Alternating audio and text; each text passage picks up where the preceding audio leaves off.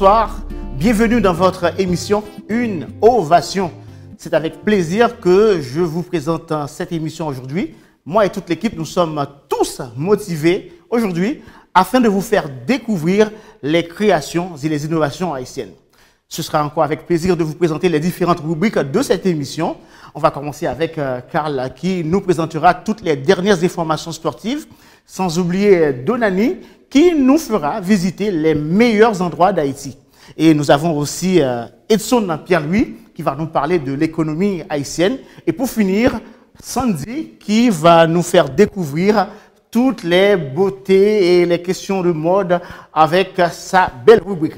Je vous demande de rester branchés, de ne pas bouger, de continuer à nous suivre, même si que vous soyez sur le canapé ou dans la chambre. Restez branchés. Innovation pour le développement. Innovation, le succès par la création. De retour, chers téléspectateurs, nous sommes encore une fois très heureux afin de vous présenter les créations et les innovations haïtiennes. Toute l'équipe, encore une fois, est motivée. Bonsoir à vous. Bonsoir. Bonsoir. Voilà, c'est un plaisir de faire découvrir aux téléspectateurs les différentes créations et innovations haïtiennes. La première création que nous vous invitons à regarder aujourd'hui s'agit de préférence d'une parenthèse sur un secteur de la vie sociale et économique très négligé sur le plan d'infrastructures et d'investissement en Haïti. Les acteurs de ce secteur sont abandonnés à la merci des outils archaïques, ce qui les empêche d'être vraiment productifs à la hauteur d'autres pays de la Caraïbe et du monde entier. Il s'agit de la pêche haïtienne. Pour mieux comprendre la situation des pêcheurs en Haïti et de percer leurs aspirations, la production Une Ovation s'est rendue à Jacmel, l'une des grandes villes touristiques du pays, pour rencontrer Monsieur Duclément Desronettes, l'une des personnes qui, depuis l'âge de 8 ans, se bat et réclame la rénovation ou l'industrialisation de la pêche haïtienne. Un reportage de Estelle Valsan et la voix de votre serviteur.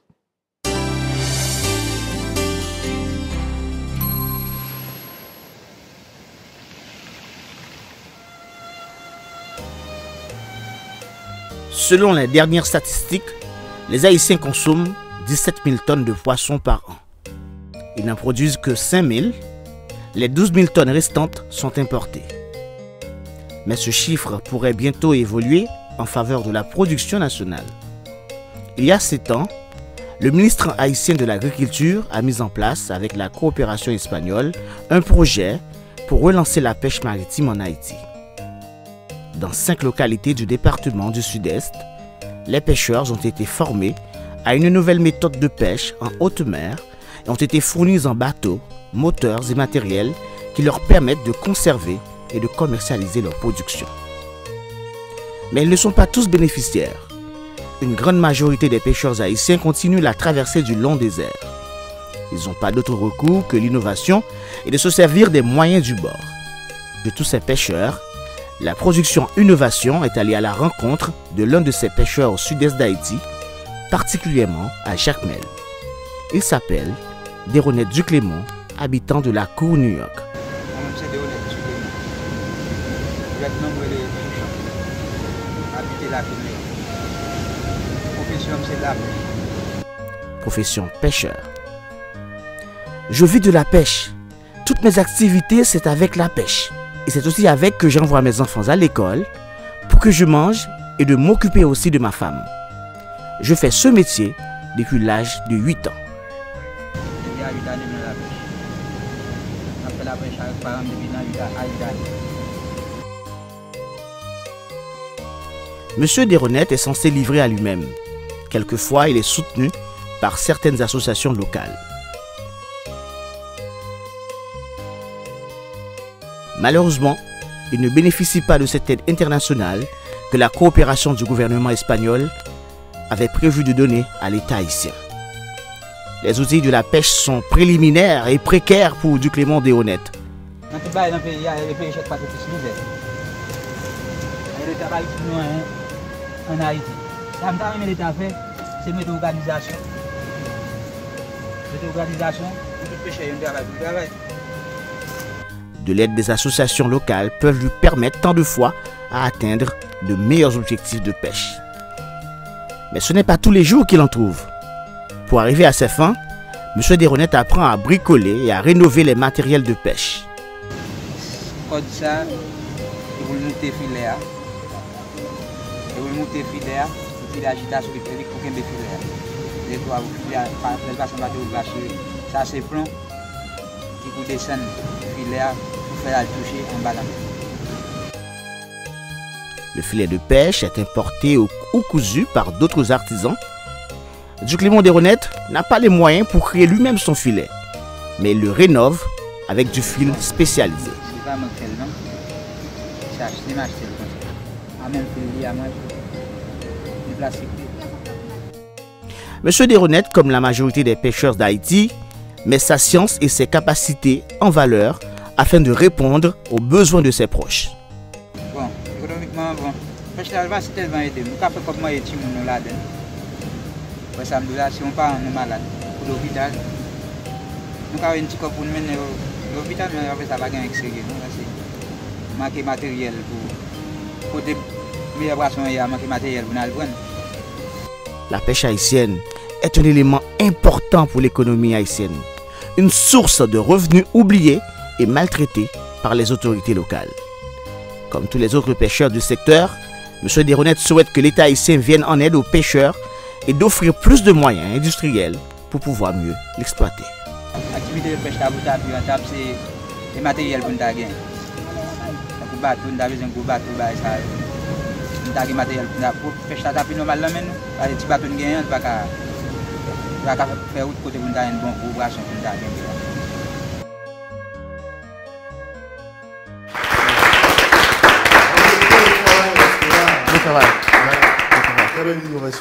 Voilà, merci encore une fois à notre journaliste Estella Valsin du côté de Jacmel, dans le sud-est d'Haïti.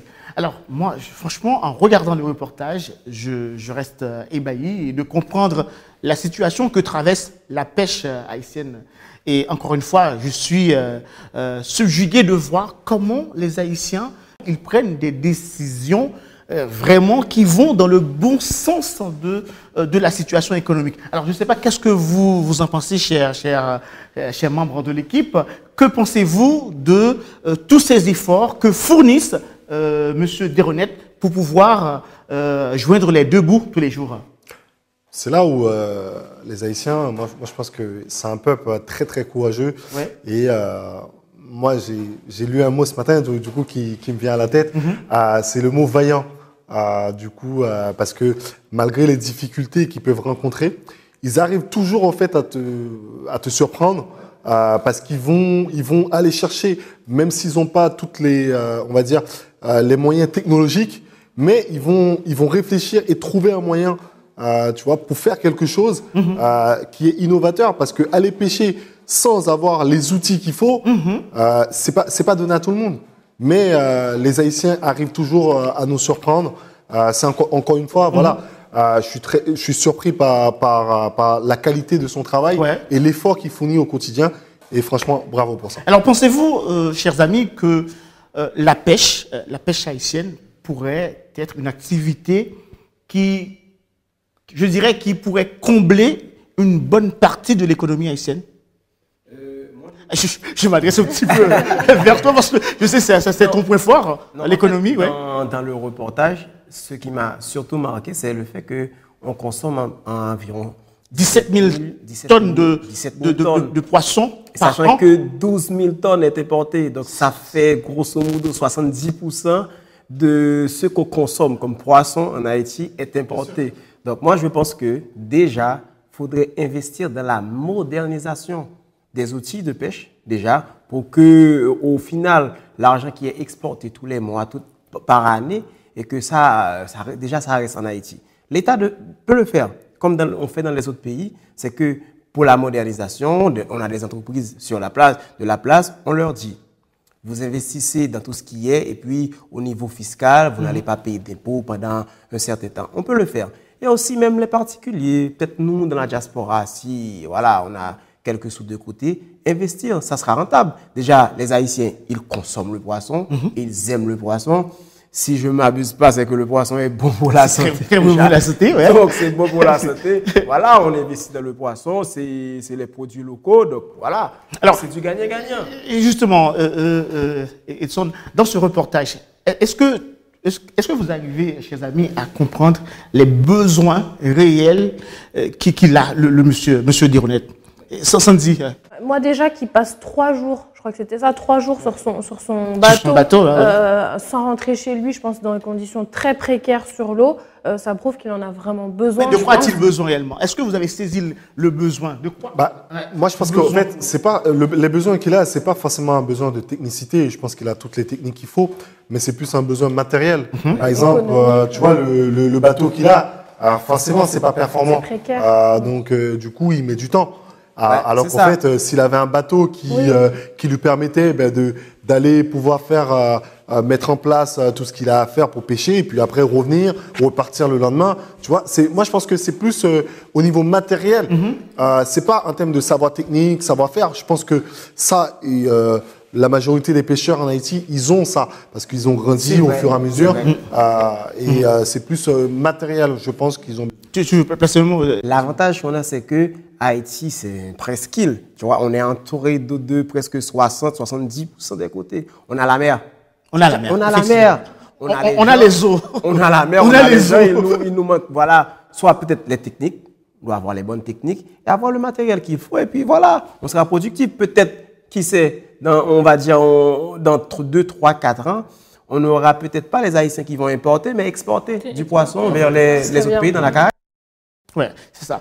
Donc justement, que monsieur Dironette Duclémont, il a quand même fourni, à mon avis, un effort créatif, malgré qu'il n'a pas vraiment tous les moyens qu'il faut pour pêcher, mais avec le peu qu'il a, ce qu'on appelle les moyens du bord, il arrive à prendre soin de sa famille, d'envoyer son enfant à l'école, de prendre soin de sa femme. Donc, pour vous, c'est une créativité?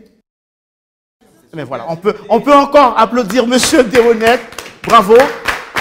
Et si jamais vous pensez, chers téléspectateurs, que vous pouvez lui venir en aide, n'hésitez pas, nous vous donnerons. Excuse-moi, pas que venir en aide. Oui. Il y a le marché, il est là. Oui. Le besoin, il est là. Donc, c'est vraiment, c'est pas des dépenses, c'est un investissement.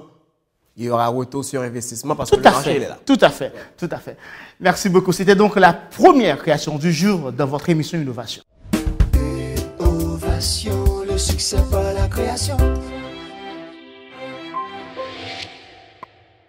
Nous sommes de retour, chers téléspectateurs. Merci encore une fois de nous recevoir chez vous pour continuer à apprécier les innovations et les créations haïtiennes. Nous saluons tous ceux qui nous reçoivent du côté du continent africain. Bonsoir ou bonjour à vous. Nous saluons ceux qui nous reçoivent du côté d'Haïti, principalement, nos téléspectateurs d'Haïti, les États-Unis et le Canada, un peu partout à travers le monde. Merci encore une fois. Nous sommes à l'heure de la deuxième création du jour de cette semaine. C'est le portrait des jeunes étudiants, pour certains, d'autres instruits sur le tas. Leur passion est la peinture. Ils créent, ils innovent, ils participent et forment dans des ateliers de graphistes. Leur histoire ne laisse personne indifférente. Tout ce qu'ils réclament, c'est de faire reconnaître leurs œuvres à travers le monde.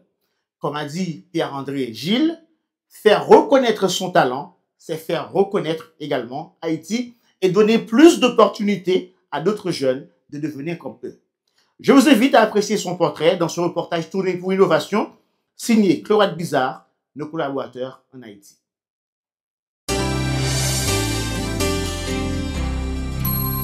Mon nom c'est Pierre-André Gilles, moi c'est artiste, peintre et graphiste. Moi fais études dans l'École nationale des arts en Haïti et moi participé à plusieurs formations en Haïti et à l'étranger sur peinture et graphique.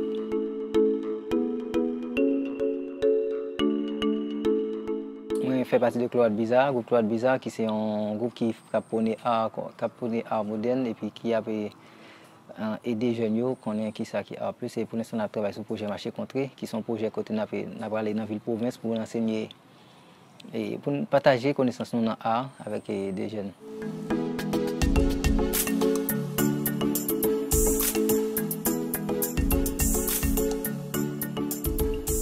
besoin pour Haïti, c'est permettre que les jeunes comprennent qu'avec art, ils peuvent vivre et ils peuvent gagner ça au besoin.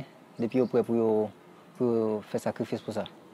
Ah oui, moi impliqué socialement parce que ça fait longtemps que je travaille en tant que graphiste, en tant qu'artiste. Donc, moi aider les jeunes à comprendre l'art bien, moi aider les jeunes à entrer dans le monde art là et puis moi permettre que ils adaptent et avancer et puis devant dans ça fait en tant qu'artiste. Économiquement, ça a rapporté parce que depuis à l'âge de 17 ans, moi à fond dans le monde graphique surtout. Et puis après ça, je me approcher à les moyens entraînés dans l'INATS. Mais ça a rapporté économiquement parce que c'est lui-même qui gagne pour moi. C'est avec moi fait tout ça me voulait. Tout ça me besoin, c'est de pas me passer pour moi aboutir avec des séries de projets. Même de l'autre côté, moi j'ai l'autre source de revenus, mais ça permet moi avec Allah, ça permet moi gagner moi besoin pour moi vivre. Conseil mon gain pour c'est foncer parce que soit après tant à vie monde, soit après tant monde qui vient tout mais ça pour l'apprendre, mais ça pour faire, mais ceci cela donc voir bien m'avancer, c'est conseil moi c'est foncer. On fois qu'on suit de tête, on fois qu'on gagne la foi, on va avancer sans crainte. Franchement, ça devient sérieux. Il y a du talent en Haïti. Il y a du talent. C'est du lourd là. Ouais, il y a du talent. Et, je ne sais pas ce que je vais dire sur toutes ces innovations, mais ça commence. Ça me fait penser aux jeunes de nos banlieues en France. Tout à fait. Et aussi qui, pour certains, ils ont beaucoup de passion pour la peinture. Je ne sais pas si vous en voyez un peu partout sur les murs, dans les métros, partout. C'est très beau. C'est pas un défaut, hein. C'est pas un défaut. Hein. C'est pas un défaut. C'est de l'art. Peut-être que certaines personnes ne comprennent pas assez la dimension. The street art. The street art, effectivement. Et c'est le bon thème. Alors, que pensez-vous de ce tome? Monsieur Gilles, qui nous parle de son parcours, de son histoire. Que pensez-vous? Qui commence? Ah, c'est Edson, cette fois-ci. C'est Edson qui commence. C'est Donali. Pour une fois. On est ensemble. Ladies first. Okay, non, j'avais juste à ajouter, en fait, ce qui me touche particulièrement dans cette émission, c'est que vous donnez la parole aux jeunes comme moi, justement, surtout dans la peinture. Je ne sais pas si vous avez remarqué, depuis l'époque de Franck Etienne, on n'a presque plus de peintres en Haïti. Donc, c'est très, très important de donner la parole à ces personnes-là. Et franchement, ça me touche énormément. Bravo pour le travail qu'on fait, vraiment. Et bravo. Ça, c'est la réaction de Donani. Effectivement, Franck Etienne, c'est l'une des personnes mieux connues à travers le monde. Peut-être, on a aussi d'autres. On a la relève. On a la relève. Alors, Karl, t'en penses quoi? Moi, si tu veux, je suis toujours ébloui de voir le travail réalisé par des jeunes talents comme ça, mais qui ne sont pas mis en avant. Mais c'est vraiment incroyable. Moi, le jeune que je le vois, il me touche parce que c'est un jeune. Et il ne voit pas que lui-même dans l'histoire. Moi, ce qui m'a plu, c'est le fait qu'ils se mettent ensemble, ils vont dans d'autres villes de province et faire découvrir en fait leur passion et leur travail.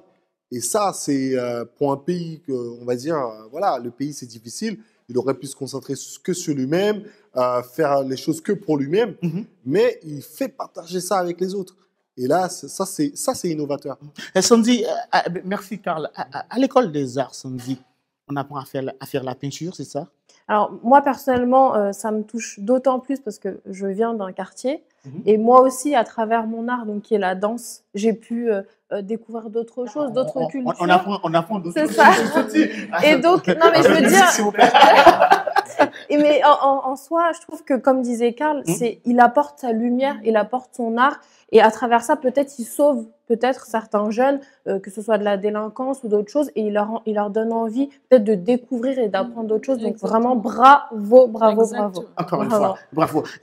Edson, cette fois-ci, c'est toi qui as la parole. Je pourrais te demander, si tu me permets, qu'est-ce qu'on peut ressentir en regardant de telles capacités chez Gilles? Tu sais, James, les œuvres d'art, c'est comme le vin. Plus que ça a du temps, dans le temps, plus que ça Ça bonifie, c'est ça. C'est ça, c'est exactement. Donc moi, je pense que des jeunes issus des quartiers populaires, d'un milieu modeste, ouais, et qui a une formation, c'est-à-dire ils ont fait l'École nationale des arts de Haïti, je pense que c'est déjà énorme. Ça, ils ont une très bonne formation. Moi, je pense que déjà, c'est trop bien dans le sens que eux, déjà, ils produisent, déjà, ils font participer. Ceux qu'ils ont comme formation, ils partagent avec les autres. Donc, si on arrive à lier Haïti déjà dans la Caraïbe, à lier Haïti, ça veut dire quoi? On invite d'autres pays à participer dans nos... comment ça s'appelle ça? Dans foire. Ouais, foire, ouais. Il y a plusieurs tableaux. Mais ça existait avant. Parce que moi, je me rappelle, dans ma jeunesse, c'est des choses qu'on m'emmenait voir. En fait, ça existait sur le Champ de Mars. Bon, après, aujourd'hui, peut-être avec, on va dire, la difficulté, c'est des choses qui ne se font pas. Existe encore au Champ de Mars? Je sais pas si on font toujours des foires. Tu sais, est-ce qu'au mois de juin, en fait, il y a toujours ça. Comment ça s'appelait? Livre en folie, il y avait pas voilà, Livre en folie, mais ouais. pas pour la peinture. Non, il y a aussi. Non, il y a aussi artisanat, en fait. Voilà, c'est ça. Artisanat, en fait. C'est exactement ça. C'est ce que je cherchais. Mais ça, c'est des choses qui se faisaient. Mais après, aujourd'hui, est-ce que ça se fait encore? Je ne sais pas. Mais franchement, et la dernière chose que je voulais ajouter, c'est que moi, je pense que aussi, ce milieu-là, on peut moderniser. Moderniser dans quel sens? Vous voyez les grands musées du Louvre, on fait des visites virtuelles. Eux aussi, utiliser les plateformes, les réseaux sociaux, faire des visites virtuelles, on expose... Donc, le confinement, pour toi, Edson, n'aurait rien empêché, en fait, avec la visite virtuelle. Exactement. On fait des visites virtuelles, on fait des salons de tout. On a presque, on va dire, on prend une dizaine de peintres, voilà, ils mettent leurs œuvres. Exposer leurs œuvres. Exposent leurs œuvres. Et puis, visite virtuelle 3D. Et puis, on les met. Et surtout, ces œuvres-là seront en vente sur le marché, sur les plateformes. Donc, ça aussi, on peut vendre à l'international. Et puis, ne pas fermer. Parce que souvent, les gens, quand on leur parle de la culture haïtienne, ils pensent que c'est que le chant. Et moi, je pense que les entreprises de la place devront aussi investir dans tout ça. Investir dans l'art, tu vois, tu vas dans l'École nationale des arts, il y a des jeunes, ils ont le talent. Sélectionner. Voilà, et là, voilà, c'est pas que la musique, je pense que, voilà, ils font que de la musique, mais je pense que l'art aussi, c'est vraiment important. Vous êtes dans une innovation, nous sommes là pour ça, hein? Nous sommes là pour mettre les feux projecteurs sur les belles créations et innovations haïtiennes. Merci à vous d'avoir bien réagi sur ces deux créations. Encore une fois, vous êtes dans votre émission. Restez branchés. Innovation. Innovation, le succès par la création. Nous sommes de retour. On est content, on est heureux. Nous sommes dans Innovation. Nous venons de vous faire découvrir les meilleures créations et innovations haïtiennes. Maintenant, c'est le temps de vous faire vivre les rubriques dans cette émission. On va commencer avec Donani qui va nous faire découvrir les meilleurs endroits, comme chaque semaine, dans cette émission, les meilleurs endroits d'Haïti dans la rubrique découverte. Aujourd'hui, je vais vous présenter la grotte Marie-Jeanne au sud d'Haïti. La grotte Marie-Jeanne. Nous allons au creux de la goutte. Restez branchés avec Donani.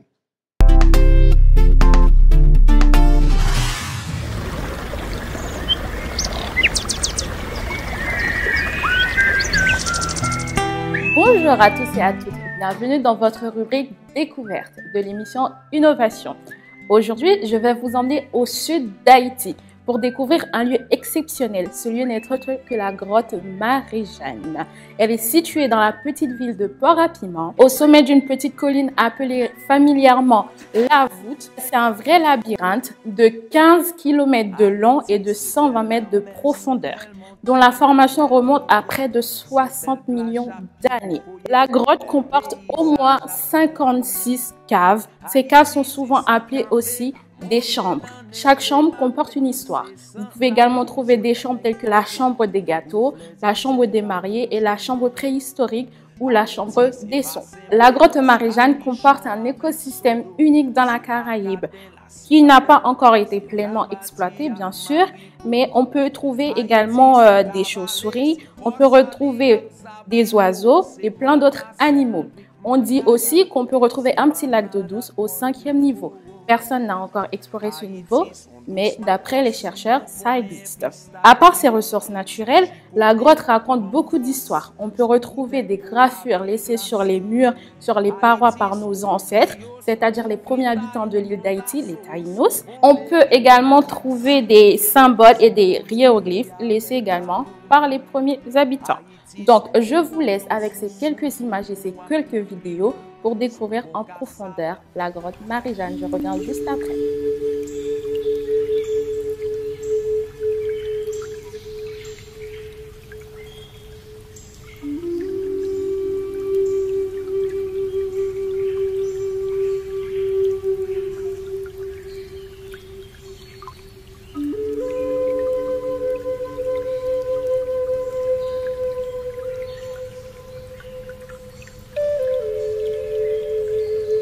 Voilà, comme je vous l'avais dit, ce site il est magnifique, comme vous pouvez le voir. Si vous voulez découvrir ce lieu unique, vous avez juste à prendre votre billet d'avion, atterrir à la capitale haïtienne. Vous prenez votre voiture, 5 heures de route, vous atterrissez à Port-à-Piment.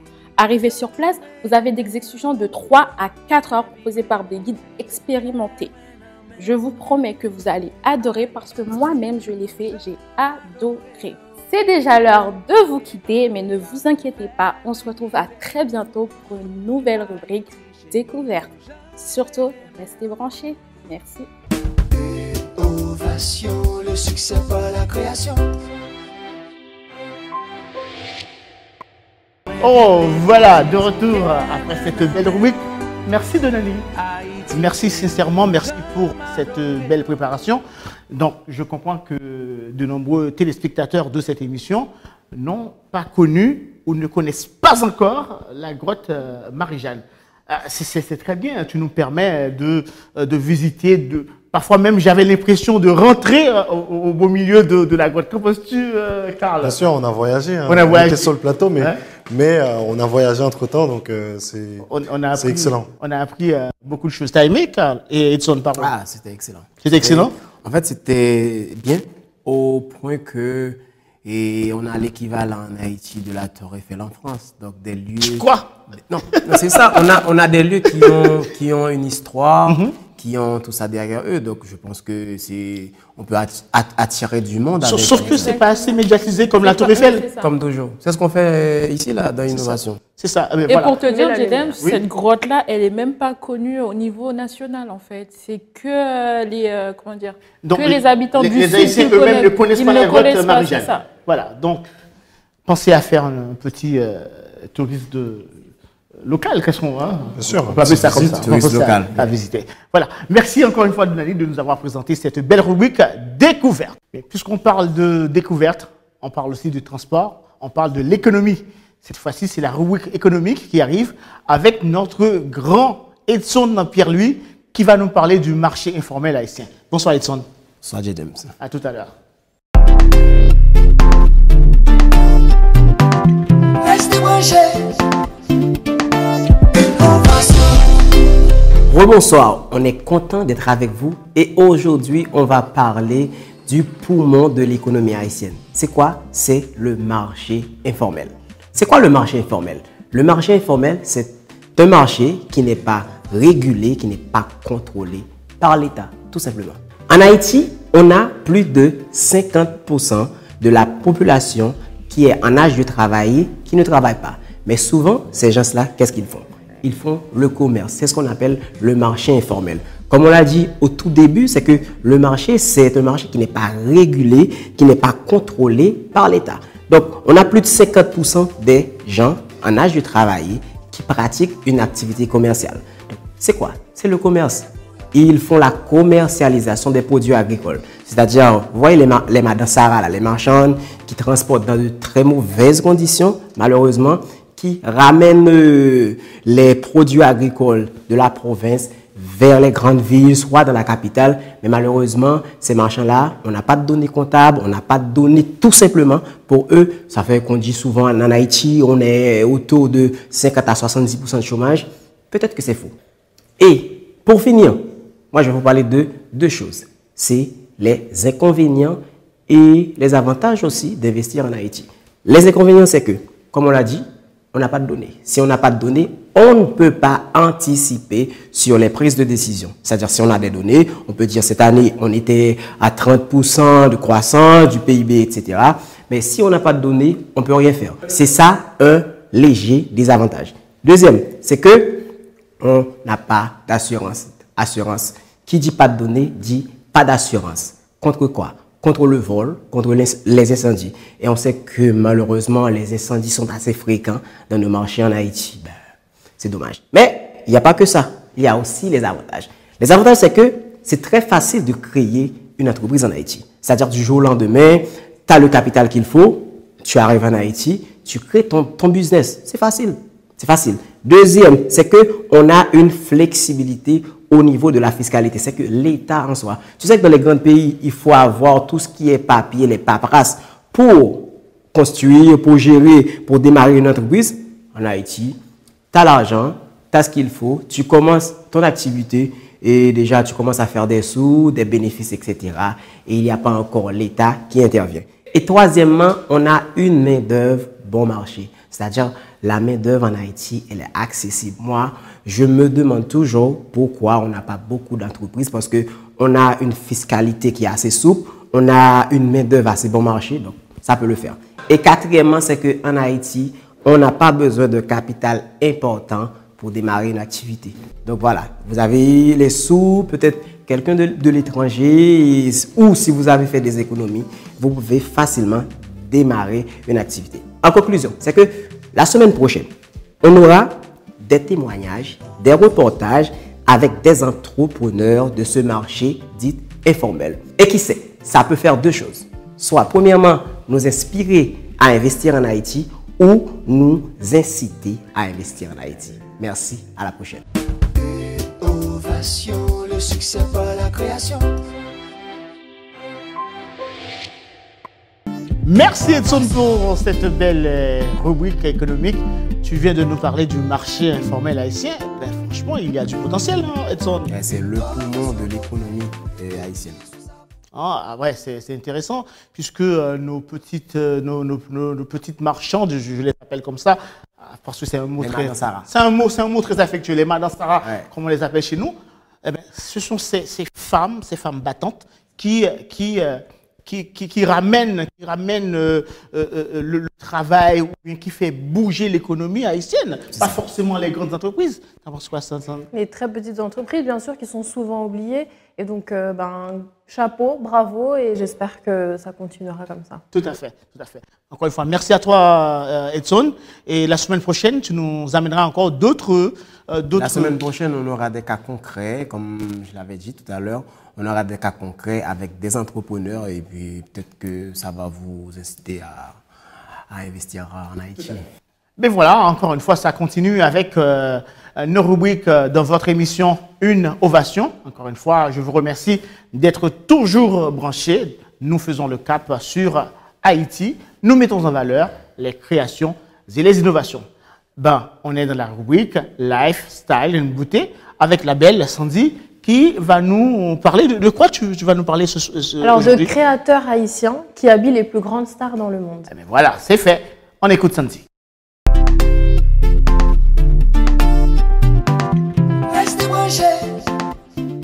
Bonjour à tous, je suis très heureuse de vous retrouver aujourd'hui dans la rubrique Lifestyle, mode et beauté. Au sommaire cette semaine, je vous présente 3 fashion designers, 3 créateurs haïtiens qui habillent les plus grandes stars au monde. Stella Jean, ce nom vous dit peut-être rien, mais c'est une star dans le monde de la mode. Sa maman est haïtienne, son papa est italien et elle est aujourd'hui la première styliste noire à siéger à la Chambre nationale de la mode qui réunit les plus grandes marques italiennes. En seulement quelques années, elle a su s'imposer dans l'univers de la mode en alliant des influences caribéennes, des influences africaines et le classique et le chic de la mode italienne. Adoubée par Rihanna, portée par la première First Lady Michelle Obama, elle est la petite protégée de Giorgio Armani. Elle est très engagée, notamment contre le racisme dans le monde de requins de la mode, comme elle le dit elle-même. Elle souhaite métisser un petit peu l'univers de la mode et montrer que les femmes sont capables, elles aussi, de s'imposer dans cet univers. Deuxième créatrice, AZ Jean-Pierre. Elle est née en Haïti à Pestel et elle est arrivée aux États-Unis sous un statut de réfugiée. Elle a su s'imposer en quelques années grâce à son American Dream, comme elle le dit. Elle a travaillé et étudié au Savannah College of Art and Design et en quelques années, elle a lancé sa première collection en 2019 pour la saison printemps-été. Adoubée par le Vogue en Italie, elle a notamment habillé des célébrités comme Lady Gaga, la sœur de Beyoncé, Solange Knowles, ou alors encore la très belle Naomi Campbell.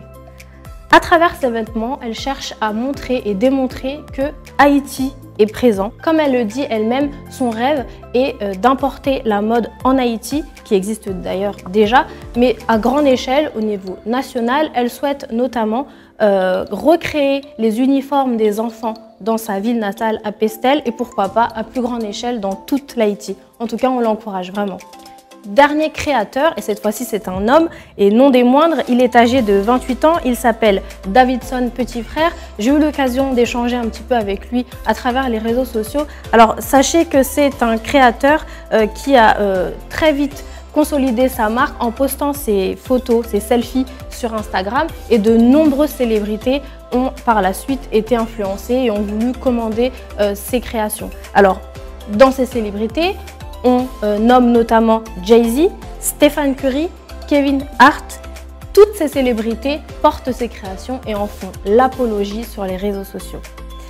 Avant cela, il avait étudié et fait des études dans l'immobilier. Et petite anecdote, il avait du mal à s'imposer dans son milieu parce que son visage était très enfantin. Alors aujourd'hui, il habille les plus grandes stars. Donc comme on le dit, il ne faut jamais baisser les bras, il faut poursuivre ses rêves. En tout cas, mesdames, faites un tour sur son Instagram, vous ne serez pas déçus. Et en attendant, moi, je vous laisse avec ces 3 créateurs haïtiens qui ont su s'imposer dans le monde. Et je vous retrouve la semaine prochaine avec de nouvelles rubriques. Ovation, le succès par la création. Waouh! La rubrique de Sandy, ça me donne envie de devenir beau gosse moi-même. C'est déjà le cas. Ah, merci. Et maintenant, on va parler du sport avec le grand Karl. Karl qui va nous parler de belles informations en sportive. Aujourd'hui, Karl, de quoi il en est? Cette semaine, je vais me concentrer spécialement sur un sport. Donc, on va mettre l'accent sur le basket haïtien. Le basket. On va faire un panier ensemble? À tout à l'heure. Avec voilà. On va marquer des 3 points. Tout à fait.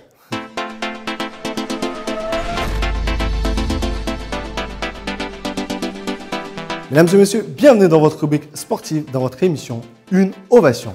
Alors, quand on parle de sport, souvent on parle de foot. Mais il faut savoir qu'on a d'autres talents dans d'autres sports en Haïti. Aujourd'hui, j'ai décidé de mettre l'accent sur le basket haïtien. De quoi est-ce que je vais vous parler? Dans un premier temps, nous allons parler du basket, comment il est pratiqué en Haïti. Deuxièmement, la place du basket haïtien au niveau international. Et pour finir, je vous ferai part de quelques représentants de notre basket, notamment en NBA. Après le foot, le basket est le deuxième sport le plus pratiqué en Haïti. Il est pratiqué par des milliers, voire même des millions d'Haïtiens. Malheureusement, nous n'avons pas de statistiques pour prouver cela. Comment les jeunes y font pour pratiquer le basket en Haïti? Malheureusement, nous n'avons pas de championnat majeur qui permet de mettre en avant les talents sur ce sport-là. Mais il n'empêche qu'on a des tournois qui sont organisés soit par des associations ou par les universités pour que les jeunes puissent s'exprimer à travers le basket. Mais le tournoi majeur qui permet aux jeunes Haïtiens de mettre en avant leurs talents, c'est le tournoi organisé par la NBA en Haïti. Dans ce tournoi, 70 jeunes de 12 à 18 ans ont l'occasion de mettre en avant leurs talents avec plusieurs coachs de l'étranger qui viennent leur superviser. Après cette détection, il y a 20 jeunes qui sont sélectionnés pour aller participer à des tournois à l'étranger. Dans un deuxième temps, nous allons parler donc de la place du basket haïtien au niveau international. Malheureusement, nous ne pouvons pas dire que Haïti existe au niveau international en termes de basket, car nous avons participé à un tournoi, c'était en 1971, c'était le jeu panaméricain pour les hommes. On avait terminé 4e, bien évidemment, on était les derniers de notre groupe. Mais il n'empêche qu'en 2018, après 20 ans d'absence sur la scène internationale, Haïti a participé à un tournoi au Suriname, aux Jeux caribéens. Malheureusement, après 4 victoires de suite, juste avant la demi-finale, Haïti a été disqualifié par la Fédération internationale de basket. Pour quelle raison? Uniquement parce qu'on avait 9 joueurs qui étaient nés sur le sol américain. ce qui est complètement faux. Parce qu'un joueur, une personne qui est née sur un autre sol ou un autre continent de parents haïtiens, il est haïtien, quoi qu'il arrive. Après ce tournoi, du coup, Haïti a retrouvé une certaine, on va dire, place au niveau du basket. On va parler principalement dans la Caraïbe, puisque au niveau catégorie masculine, Haïti est 6e dans la Caraïbe. Mais au niveau international, il nous reste encore du travail. On est 123e sur 194 pays. En catégorie féminine, 10e place au niveau de la Caraïbe. Malheureusement, nous sommes classés 142e sur 157 pays au niveau international. Et pour finir, comme je vous l'ai promis, je vais vous faire part de ces 3 joueurs qui évoluent en NBA. 3 joueurs il y en a qui sont nés en Haïti, d'autres qui sont nés bien évidemment aux États-Unis, mais de parents haïtiens et qui évoluent avec la sélection haïtienne de basket. D'abord, nous avons Skal Labissière qui évolue à Atlanta Hawks, Nelson Noël qui évolue à Oklahoma City et pour finir, Jeff Kobe qui évolue au New York Knicks. Je vous donne cette information. Le président de la Fédération haïtienne de football, M. Dadou Jamba, a été banni de toute activité sportive. Vous avez entendu, activité sportive. Je vous attends la semaine prochaine pour de nouvelles informations sur le sport haïtien.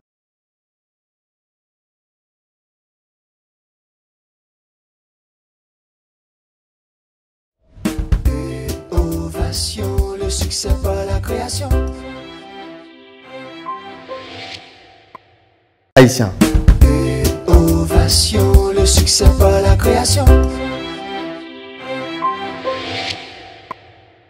Et voilà, c'est fait. On a marqué les 3 points. Est-ce que vous avez marqué les 3 points? On a essayé de marquer les 3 points. On a essayé de marquer les 3 points. Mais je crois que ce n'est pas encore fait. Il y a encore beaucoup de travail encore, James, comme tu as pu voir dans la rubrique. Il nous reste pas mal de chemin. On a besoin de structure, on a besoin d'encadrement pour pouvoir marquer beaucoup de 3 points. Mais honnêtement, je ne savais pas qu'il y avait autant de joueurs haïtiens qui font du basket. Bien sûr, moi, personnellement, je ne savais pas.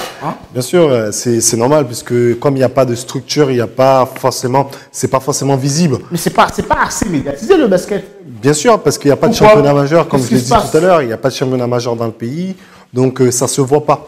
Mais c'est très pratiqué. Je pense qu'au niveau structure, qu'il nous faut plus de terrain de basket, de terrain de jeu de basket. Hein. T'en penses quoi, Sandy? Oui, peut-être même de campagne, de pub, essayer de développer, peut-être à l'école aussi, pratiquer le basket et ça donnera des vocations. C'est important, hein, c'est important. La santé sportive. Mais je serais plus grand de taille si je pratiquais le basketball. Tout le monde d'ailleurs. Non, on m'a fait comprendre que c'est pas le basketball en soi qui grandit les gens, c'est plutôt les grands qui font le basket. Les grands qui font le basket. Parce que c'est bon pour moi. Merci encore une fois à toi, Karl, pour toutes ces bonnes informations. On se donne rendez-vous la semaine prochaine pour encore d'autres belles choses sur le sport haïtien. Ovation, le succès par la création. Juste après les rubriques, ces chroniques dans votre émission Innovation, ben, on ne peut pas parler d'une ovation sans ne pas parler de la culture haïtienne, c'est très important. Là, nous sommes à l'heure d'un petit quiz que j'ai bien préparé, concocté même pour vous. Et vous allez faire un effort de répondre afin de partager les bonnes informations. C'est quoi le prix? C'est quoi le prix? Le prix, c'est... Le billet d'avion pour Dubaï. Le prix. Hôtel, tout compris. Voilà, on commence avec le premier quiz du jour. À l'âge de 12 ans, il rejoint sa mère qui fait des ménages à Paris depuis 7 années. La famille s'installe à Choisy-le-Roi, dans le Val-de-Marne, où il grandit et fait ses études. À 18 ans, ses parents rentrent en Haïti. Lui, il préfère rester en France. Il suit des cours à l'Académie internationale de danse, puis travaille comme danseur dans des émissions de Patrick Sébastien et de Michel Drucker. Il s'agit de qui? Je continue. Par la suite, il part vivre à Barcelone, où il a rejoint le groupe de théâtre musical du Cabaret, La Belle Époque. En Espagne, il devient mannequin. Mais après 3 ans, il quitte l'Espagne et se rend en Italie, où il continue une carrière de mannequin. Il reste environ 1 an en Italie avant de s'embarquer pour l'Afrique du Sud. Il s'appelle comment? Je continue. Ah non, je vois pas. Après ce séjour, il revient en Europe et s'installe à Londres. Mais tu peux donner des indices parce Il y que passe, là, ce sont des indices que je vous donne là. Oh là là. Il y Ah, passe là, là, 3 là, ans, là. travaillant toujours dans le mannequinat. Il fait une biographie.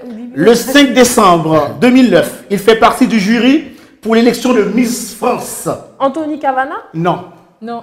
non. C'est Canada. Il tourne un film avec Jean-Claude Van Damme. Non. Il tourne un film C'est un Haïtien. avec Jean-Claude Van Damme. Oui, c'est un Haïtien. Je parle que des Haïtiens dans cette émission. je vois pas du tout. Hein. Il travaille par la suite avec Bruce Willis et Monica Bellucci. C'est qui? Un Haïtien. Un Haïtien. Un Haïtien. Alors, Ils essaient de me souffler. oui, trouvez-le. Soufflez la régie. Chers téléspectateurs, si vous suivez ce quiz avec nous, vous pouvez Voilà, même tu peux. nous envoyer des réponses Tu peux. sur notre page Facebook, également sur notre adresse internet. Il s'agit d'une ovation. Inscrivez-vous et on reçoit directement vos réponses. Vous n'avez pas trouvé? Oh là là, des Haïtiens qui ne connaissent pas leur culture. Il s'agit de Jimmy. Jimmy Joly. Mais attends, il a jamais vécu en France. Ah oui, il était en France. Ouais, Jimmy c'est Joly. vrai, Il est aux c'est vrai. J'ai vu États-Unis. quelque Non, part que- Jimmy Joly a passé toute son enfance. C'est pour ça que vous m'avez dit Jimmy Joly. J'ai dit non, il est aux États-Unis. C'est Jimmy Joly. Bon, pour moi, il a pas très vécu. Il a pas beaucoup. Alors, Moi, je suis aux États-Unis. alors, Jimmy Joly vient de participer, vient de jouer le deuxième rôle dans un film. Africain, j'ai vu les super. Comment il s'appelle, le film? La citation. La citation, les mais ça, j'ai Citation. vu. Il est magnifique. Effectivement, c'est C'est un sûr. film Ah, je vais dire où c'est. d'une brillante étudiante nigériane Ouais. qui s'attaque à l'institution universitaire en dénonçant un professeur respecté qui a tenté de la violer, inspiré de faits réels, à regarder sur la plus grande plateforme. Voilà, c'était donc Jimmy Jean-Louis. Regardez ce beau film, ça peut vous instruire. Ah, chers amis, franchement, Jimmy Jean-Louis, vous ne l'avez pas reconnu. Que s'est-il Pourtant, c'est passé? très grand. Hein, l'un de nos meilleurs acteurs haïtiens et surtout à Hollywood, un homme qui a vraiment une carrière, n'est-ce pas? J'espère que la prochaine fois, ça sera plus simple parce que là, On a honte. je connaissais la réponse. Mais non, je vous donnais toutes les indices. Mais que vouliez-vous que je fasse? C'était vraiment les bonnes indices pour pouvoir reconnaître crois qu'il y a quelqu'un le qui- Jimmy Jean-Louis international, l'haïtien international, tout simplement, avec ce film qui s'appelle The Citation, un très beau film, en plus tiré de la réalité, c'est très important. Il faut aller le voir. Et puis sur la plateforme que vous connaissez, pour regarder Jimmy et Jean-Louis. Chers amis, que faut-il dire encore de plus? Merci à vous, chers téléspectateurs, d'avoir suivi cette belle émission. On a été très contents de vous faire vivre ce beau moment. Vous avez pu quand même découvrir avec Lonani une belle grotte, également Carl qui nous a apporté de nombreuses informations sportives, la rubrique économique, la rubrique de designer avec Sandy. Merci encore à vous les amis. Qu'est-ce qu'il faut dire? Merci à vous. On se donne rendez-vous à la semaine prochaine pour d'autres belles choses dans votre émission. Une ovation, le succès Par la création. Wow. Restez